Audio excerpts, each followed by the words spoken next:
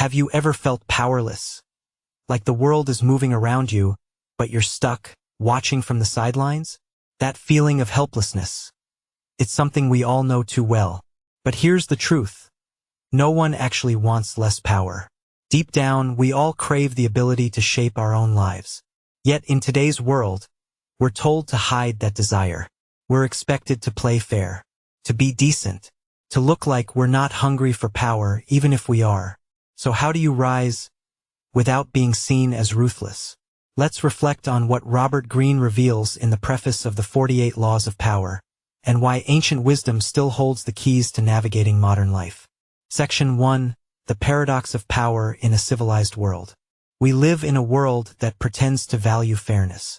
But here's the catch: if you play too fair, too good, too honest, you might get crushed by those who don't. Just like in ancient royal courts, power is still a game of masks. You must appear kind and modest, while being sharp and strategic underneath. Niccolò Machiavelli, the Renaissance thinker famous for The Prince, warned us, any man who tries to be good all the time is bound to come to ruin among the great number who are not good.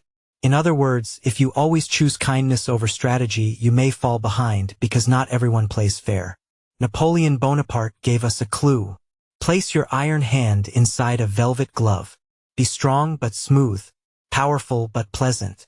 That's how you survive in a world of hidden ambition. Section 2. The Art of Deception and Appearances. Power isn't always about brute force. Often it's about subtlety. Lord Chesterfield, an English statesman, once said, "Courts are the seats of politeness without manners. They would be the seats of slaughter." In simple terms, we use manners to hide our true intentions.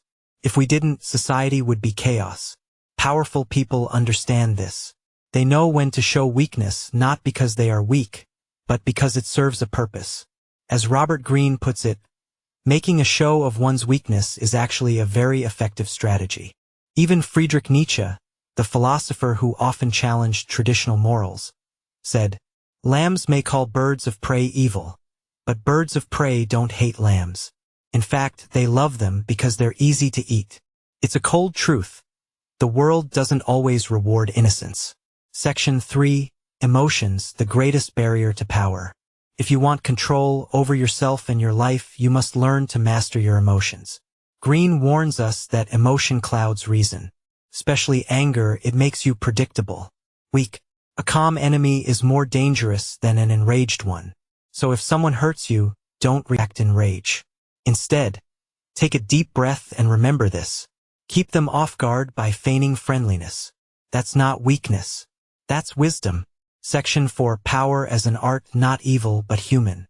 Francesco Vettori, a friend of Machiavelli, once reflected, "With what industry a man sharpens his wits to deceive another, and through these variations, the world is made more beautiful." This may sound dark, but consider this. Every great actor, every strategist, every artist uses illusion. Deception, in this sense, is not evil. It's human.